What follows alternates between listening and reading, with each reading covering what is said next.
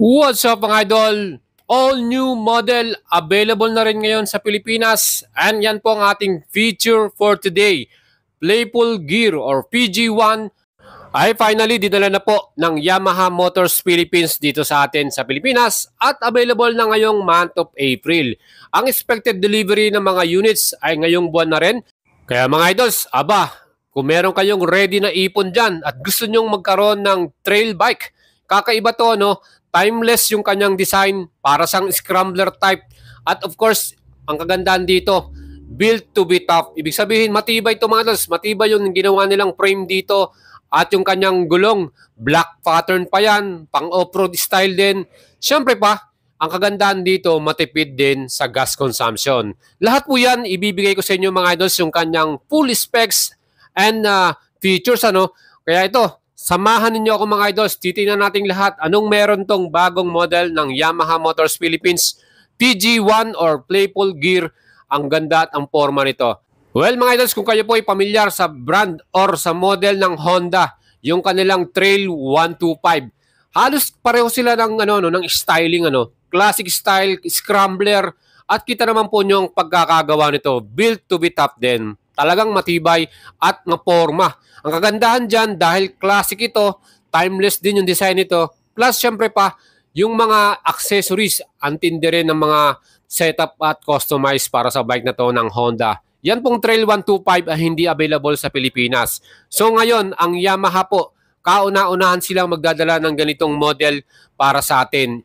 Itong kanilang new PG1 model. Mga idols, kung gusto nyo po yung ating video, mag-leave kayo ng comment dyan at gusto kong malaman ang inyong personal view about this new model from Yamaha Motors Philippines. Magiging patok ba to? Tatangkilikin ba to ng mga Filipino riders? At siyempre, sa kanyang presyo na ibibigay ko sa inyo maya-maya, ito ba ay sulit para sa atin?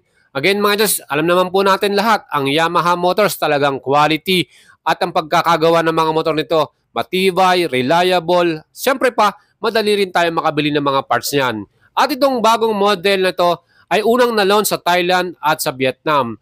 Dahil ngayon nga, available na ngayong month of April, itong ating PG1. Mga idols, makikita naman nyo, pwede rin to sa mga small trail na meron sa inyong lugar. So perfect din to sa mga province. Siyempre pa, ang kanyang engine side, ito po ay may total displacement, 113.7cc, 4-stroke ang kanyang engine. Single cylinder to with 2 valves mga idol. So yan po yung pinaka-engine specs nito. And syempre pa, single overhead camshaft, air cooling, electronic fuel injection na to. So fuel injection to mga idol, so wala tayong problema, matipid. With 4-speed semi-automatic transmission at pwede nyo i-start to via electric. Ang kanyang performance, max power 6.6 kW or 8.85 HP at 7,000 RPM. At ang kanyang total torque, 9.5 Newton meters at 5,500 RPM. Malakas yung torque niya mga idols, talagang perfect yan, pang off-road din natin. Compression ratio nito, 9.3/1. At kaya namang power by stroke, 50/57.9 mm. Mga idols, itong formadong trail bike na to ng Yamaha, again, nakita naman po ninyo kung saan nila to tinesting.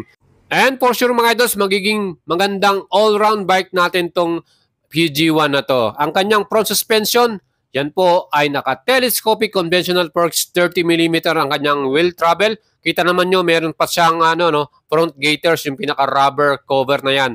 At sa likuran, dual shock absorber yan via swing arm. Makita naman po nyo talagang quality yung mga nilagay nilang parts dito. And hoping pag ito ginamit natin sa mga small trail ay talagang maganda rin na magiging laruan at suspension natin dito. And i-check naman natin ang kanyang stopping power. Ang front brake dito, naka-disc brake yan, 1 piston or 1 pot caliper ang nilagay ng Yamaha dito. Sa atin namang rear brake, naka-drum brake to or mechanical drum brake. And sa ganitong category, that's the usual setup ng stopping power, especially sa mga Yamaha model nila. And for the wheels naman, ang ginamit ng Yamaha dito ay rim and spoke mga idol. So hindi siya naka-mags. Pagdating naman sa ating gulong, ang size ng pinaka-front nito ay 90/100/16 tube type po ito, hindi ito tubeless. Plus black pattern yung kanyang klase ng tire na ginamit, pang off-road din talaga. At sa likuran naman ang sukat, 90/100/16 Same size yung kanyang mga gulong harap at likuran. Kaya mga idols, perfect tong ating model na to pang outdoor natin. Sa atin namang wheelbase, ang kanyang pinaka-dimension, 1,280 mm ang sukat nito. At of course, pagdating naman po sa kanyang sukat ng ground clearance, yan po, mataas ang ground clearance ito mga idol, 190 mm. O, di ba mga idols? Kaya nga itong bike na to, hindi lang to pang on-road, pang off-road na rin. Kaya perfect to. Siyempre pa, pagdating naman sa total weight ng bagong model na to, PG1, ang kanyang bigat ay nasa total lamang na 107 kilograms. Aba mga idol, antindi, di ba? Magaan siya, lightweight. So perfect din itong bike na to para sa mga lady rider, sa mga Filipina riders natin dyan. Again, mag-enjoy tayong lahat dito. Anong magaan lang siya. Plus, perfect din yung upuan, makapal yung foam, two-piece yung kanyang style. At ang seat height nito, 795 mm. So sa ganyang seat height mga idol, ay talagang abot na abot ng mga Filipino riders yan. Kahit na 5'4 ka, 5'3, perfect yan. Kayang-kaya nyong gamitin to, komportable kayong sumakay.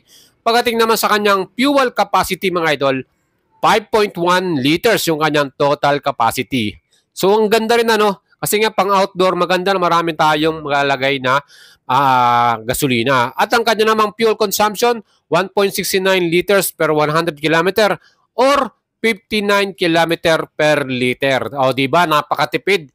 Plus quality din yung pinaka-display nito, yung kanyang key ignition mga idol. Meron din yung lock para sa security ng ating motor at yung kanyang handlebar, yan po ay upright position kaya talagang relax tayo.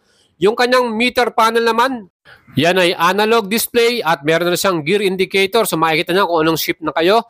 At syempre, yung ating pinaka switches and buttons, meron tong pass switch, another good safety features yan. Plus, syempre pa, yung ating motor na to mga idols, yung kanyang mga ilaw. Pagdating sa kanyang headlight, yan po ay naka-halogen bulb type.